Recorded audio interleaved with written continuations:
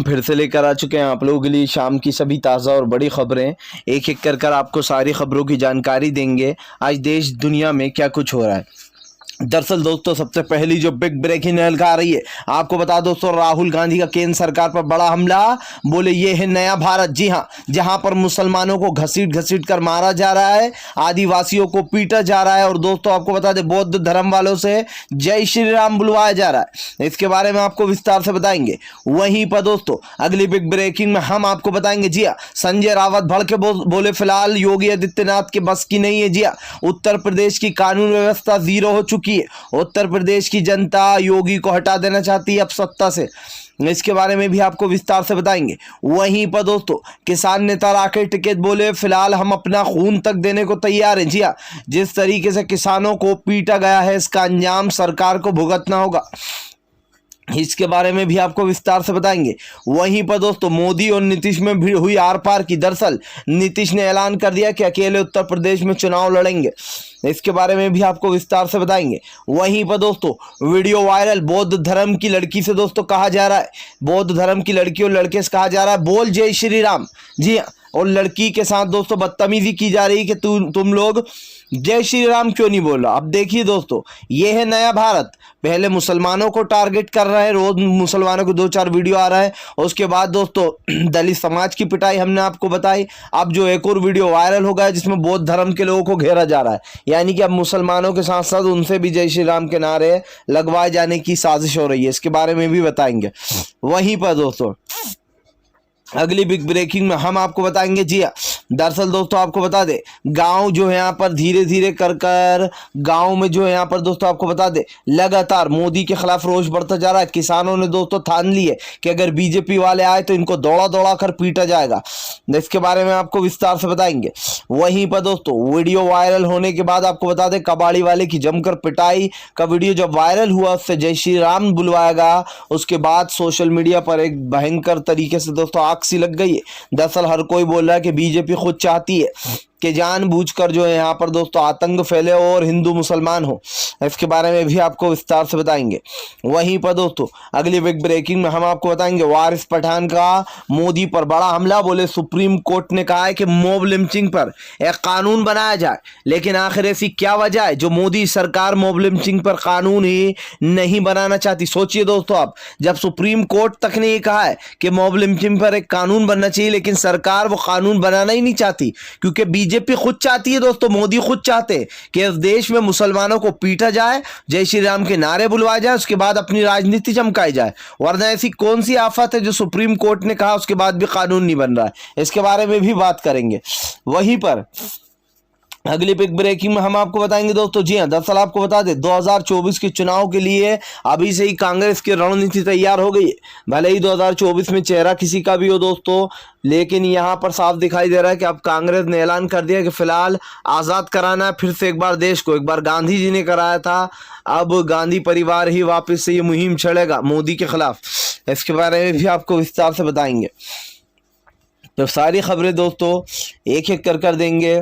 फिलहाल खैर चलिए बढ़ते हैं सबसे पहली और सबसे बड़ी खबर की ओर। दरअसल दोस्तों आपको बता दें, राहुल गांधी का केंद्र सरकार पर बड़ा हमला। बोले ये है नया भारत। जी हाँ, मुसलमानों को पीटा जा रहा है, घसीटा जा रहा है, किसानों के सर फोड़े जा रहे हैं, मुसलमानों से जय श्री राम के नारे बुलवाए जा रहे हैं, किसानों को आतंकवादी बताया जा रहा है। क्या यही वो नया भारत था जिसकी कल्पना मोदी जी किया करते थे?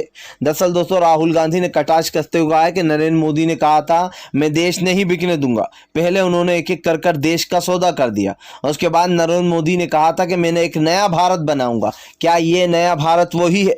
क्या इस नए भारत की कल्पना आप लोगों ने दोस्तों की थी, जहां पर मुसलमानों को पीटा जाएगा, कबाड़े वाले को पीटा जाएगा, उससे जय श्री राम के नारे लगवाए जाएंगे, आदिवासी को ट्रक से बांधकर घसीटा जाएगा? इसी के साथ साथ दोस्तों जिस तरीके की घटनाएं इस 8 दिनों में, महज 8 दिनों में दोस्तों 6 से भी ज्यादा मामले निकल कर सामने आ चुके हैं। ये समझ लीजिए कि दिल को रोंगटे खड़े कर देने वाले ये मामले।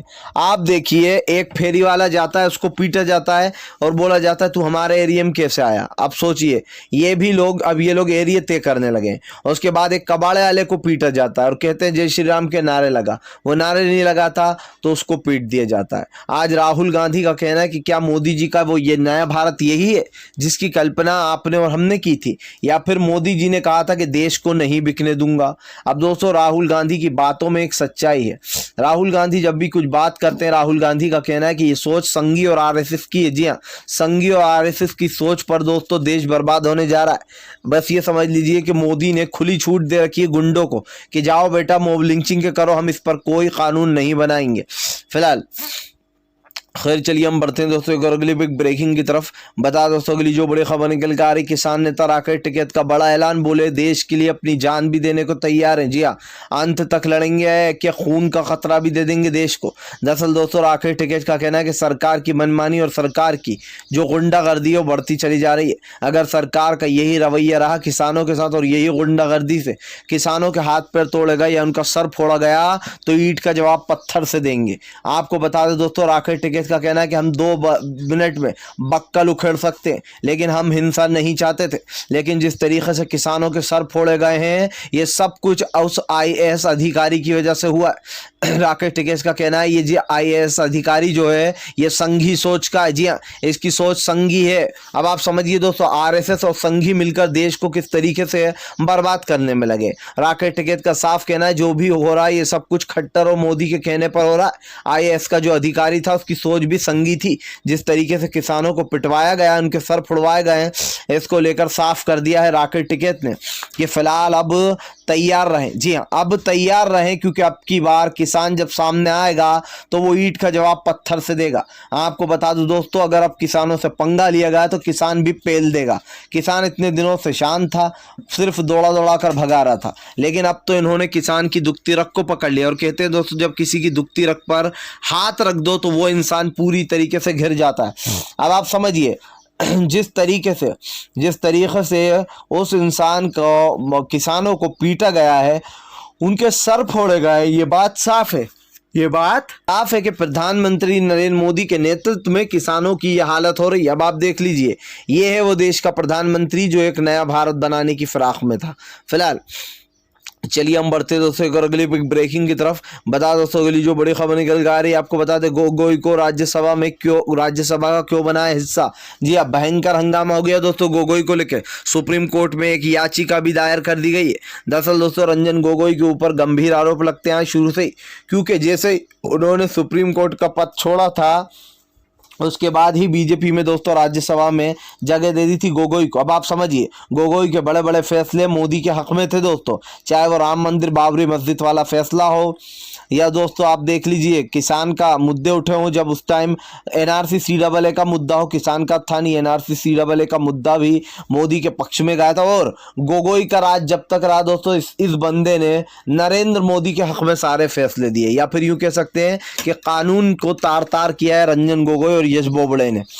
फिलहाल खैर चलिए हम बढ़ते हैं दोस्तों एक और अगली बिग ब्रेकिंग की तरफ। बता दोस्तों अगली जो बड़ी खबर निकल कर आ रही, डीवाई चंद्रचूड़ के दोस्तों आपको बता दें बयान से मच चुका हड़कंप। दरअसल दोस्तों डीवाई चंद्रचूड़ ने कहा था कि बुद्धिजीवियों से कहा था कि फिलहाल सरकार की पोल खोलें, सरकार के खिलाफ जाएं और सरकार की पोल खोलकर इस सरकार को हटाएं। दरअसल दोस्तों डीवाई सुप्रीम कोर्ट के जज डीवाई चंद्रचूड़ ने कहा था कि फिलहाल आज जिस तरीके से लोगों के साथ व्यवहार हो रहा है और खास कर जो सरकार कर रही है इसके खिलाफ आम जनता को आवाज उठाना चाहिए, बुद्धिजीवियों को सरकार की पोल खोलना चाहिए। ये पहले ऐसे जज हैं दोस्तों जिन्होंने हिम्मत दिखाई है मोदी के खिलाफ बोलने की। हालांकि आपको बता दें दोस्तों, जब से रमन आए हैं उन्होंने भी चीफ जस्टिस, तब से उन्होंने भी मोदी सरकार की बोलती बनकर रखी है। लेकिन अब दोस्तों डीवाई चंद्रचूड़ के इस बयान को लोग काफ़ी सराहना कर रहे हैं, न सिर्फ सराहना बल्कि पसंद किया जा रहा है। डीवाई चंद्रचूड़ ने साफ कहा है कि फिलहाल सरकार की पोल खोलो। जी हाँ, सरकार के खिलाफ जाओ, सरकार जो भी नीतियाँ कर रही है उसका भांडा फोड़ दो।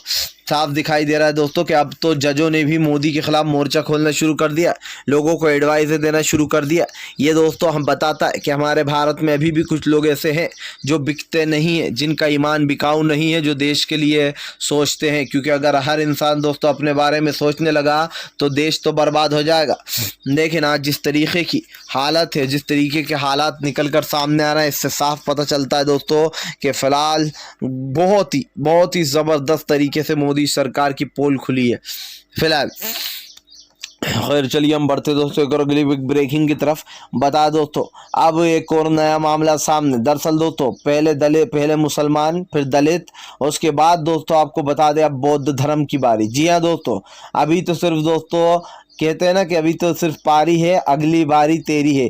आपको बता दें कि दरअसल दोस्तों आज एक वीडियो सोशल मीडिया पर तेजी से वायरल हो रहा है। इस वीडियो में दोस्तों भाजपा के कुछ संघी गुंडे जो हैं, इनको गुंडा कहा जाता है दोस्तों, संघी गुंडे आरएसएस की सोच वाले जो हैं, वो लोग दोस्तों बौद्ध धर्म की एक लड़की और एक लड़के से दोस्तों कह रहे हैं बोल जय श्री राम बोल।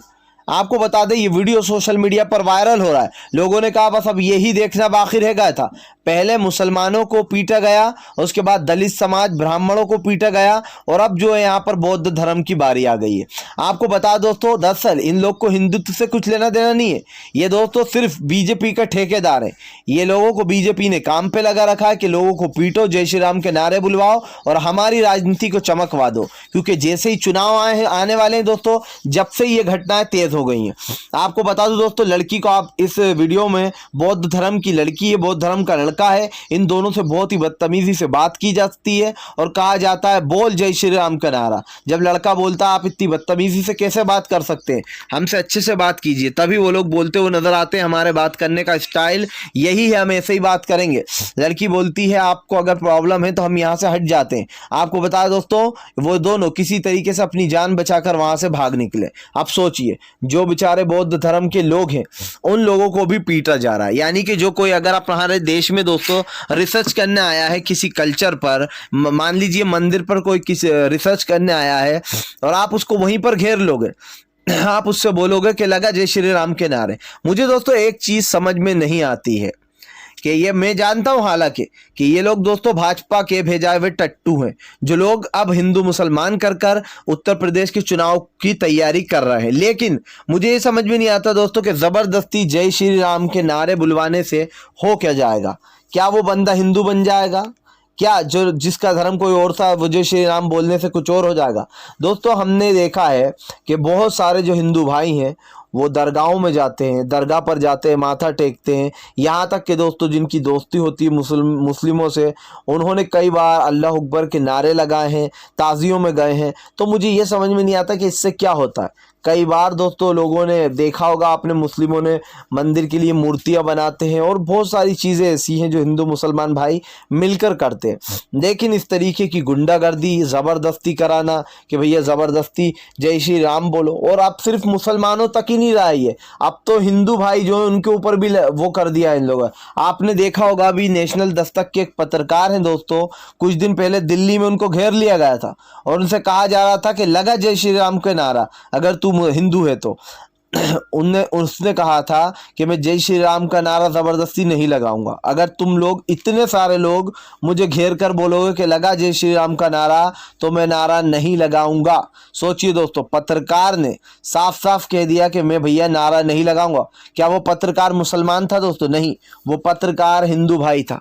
लेकिन दोस्तों मैं सलाम करता हूं, उसे सल्यूट करता हूं। क्यों? क्योंकि दोस्तों अगर प्यार से बोला जाए तो वो जय श्री राम का नारा है। अगर जबरदस्ती गुंडागर्दी से बुलवाओगे तो फिर किसी के बाप में दम नहीं जो बुलवाकर बता दे एक सच्चे इंसान से। और दोस्तों नेशनल दस्तक के उस पत्रकार ने ना सिर्फ उसके वीडियो को करोड़ों लोगों ने पसंद किया बल्कि सल्यूट भी किया कि इतने सारे लोगों में घिरने के बावजूद भी बंदा डरा नहीं दोस्तों। और यही सोच, यही हिम्मत इंसान को आगे लेकर जाती है। अब आप देखिए कि हिंदू मुसलमान तो ठीक था, अब बौद्ध धर्म को भी घेरा जा रहा है कि तुम लोग धर्म बदल रहे हो, धर्म परिवर्तन करा रहा हो लोगों के। फिलहाल चलिए हम बढ़ते हैं दोस्तों एक और अगली बिग ब्रेकिंग की तरफ। बता दोस्तों अगली जो बड़ी खबर निकल कर आ रही है आपको बता दोस्तों, नीतीश से उलझना मोदी को पड़ेगा भेड़ा भारी। नीतीश ने किया ऐलान, बोले फिलहाल अकेले लड़ेंगे उत्तर प्रदेश में चुनाव। दरअसल दोस्तों आपको बता दें, इन दिनों नीतीश सरकार और बीजेपी आमने सामने आकर खड़ी हो गई।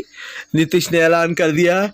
इसी के साथ साथ दोस्तों साफ दिखाई दे रहा है कि आज जो देश के हालात है वो भी काफ़ी गंभीर हो चुके हैं फिलहाल। चलिए हम बढ़ते हैं दोस्तों एक और अगली बिग ब्रेकिंग की तरफ। बता दोस्तों अगली जो बड़ी खबर निकल कर आ रही है आपको बता दोस्तों, सुप्रीम कोर्ट ने जब कहा मोदी से कि मॉब लिंचिंग पर एक कानून बनाइए, तो आखिर इस पर कानून क्यों नहीं बनाती मोदी सरकार। दरअसल दोस्तों वारिस पठान ने अब जबरदस्त तरीके से हमला बोल दिया है मोदी सरकार के ऊपर। आपको बता दें दोस्तों कि सुप्रीम कोर्ट ने मोदी सरकार से ये कहा था, तबरेज अंसारी की जब मॉब लिंचिंग हुई थी उस वक्त भी ये मुद्दा उठा था दोस्तों, तबरेज की जान ले ली गई थी पीट पीट कर। उसके बाद ये मुद्दा उठा था कि भैया मॉब लिंचिंग पर एक कानून बनाओ।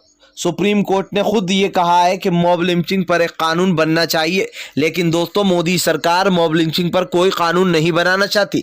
क्या दोस्तों इसकी वजह यही है कि हिंदू धर्म के जो लोग हैं, जो हिंदू संघी सोच के जो लोग हैं दोस्तों, वो लोग मुसलमानों को पीट रहे हैं, सड़क पे घसीट रहे हैं, उसके बाद भी मोदी सरकार कानून बनाने को तैयार नहीं है। और ये बात तो दोस्तों साफ दिखाई देती है कि कुछ ना कुछ आपका फायदा है, तभी आप उस पर कानून नहीं बनाना चाहते।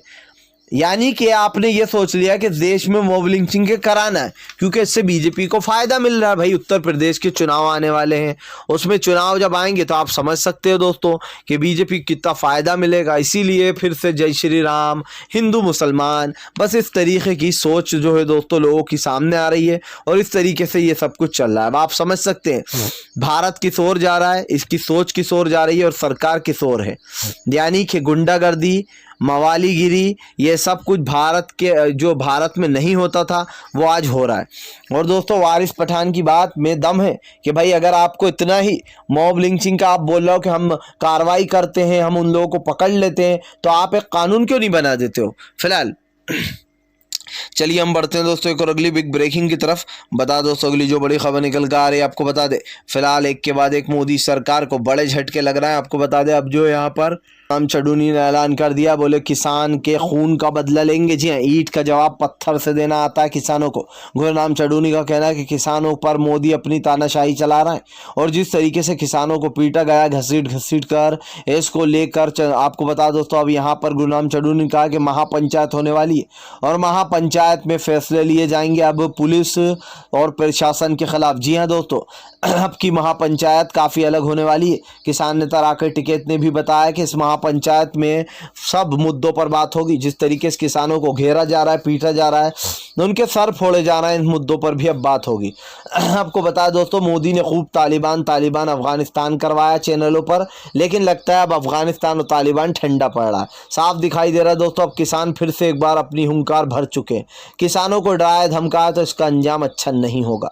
राकेश टिकैत और गुरनाम चडूनी ने कहा कि इस महापंचायत में बड़े बड़े फैसले लिए जाएंगे और वो फैसले दोस्तों सरकार के खिलाफ ही होंगे। साफ दिखाई दे रहा है आज सरकार दोस्तों जिस तरीके का रवैया अपना रही है, जिस तरीके से लोगों को पीटा जा रहा है, ये बहुत ही दुर्भाग्यपूर्ण है। क्योंकि दोस्तों आप देखिए कि एक तरफ किसानों को पीटा जाता है, किसानों के साथ भद्र व्यवहार किया जाता है, दूसरी तरफ मोदी सरकार कहती है कि हम 2 गज की दूरी पर बैठे आकर बात कर लो। भैया मोदी जी कौन सी वो जगह है जहां आपसे बात करना पड़ेगी, जहां आप किसानों को पीट रहा हो, मार रहा हो, उसके बाद आपके बेशर्मी के जवाब निकल कर आते हैं कि हम तो किसानों से बात करने को तैयार हैं।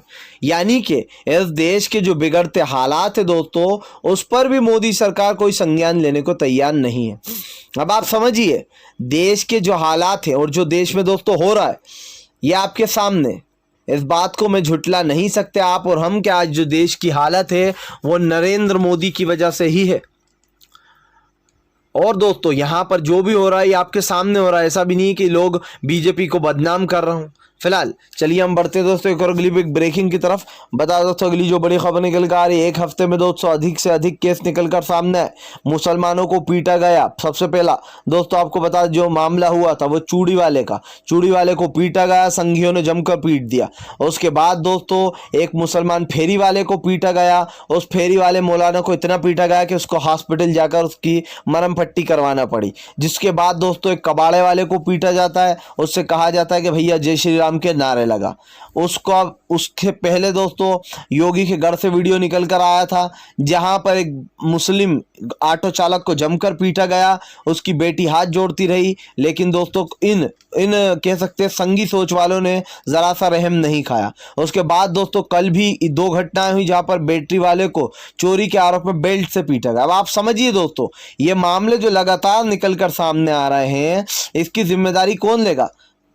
क्या ये सरकार की जिम्मेदारी नहीं है? और अगर सरकार समझती है कि ये गुंडागर्दी जो हो रही है ये सरकार की जिम्मेदारी नहीं है, तो फिर सरकार को जरा सी शर्म आना चाहिए और वो अपना इस्तीफा खुद ही दे देना चाहिए उसको, क्योंकि जब देश ही नहीं संभल रहा है तो फिर क्यों आए हो आप सत्ता में?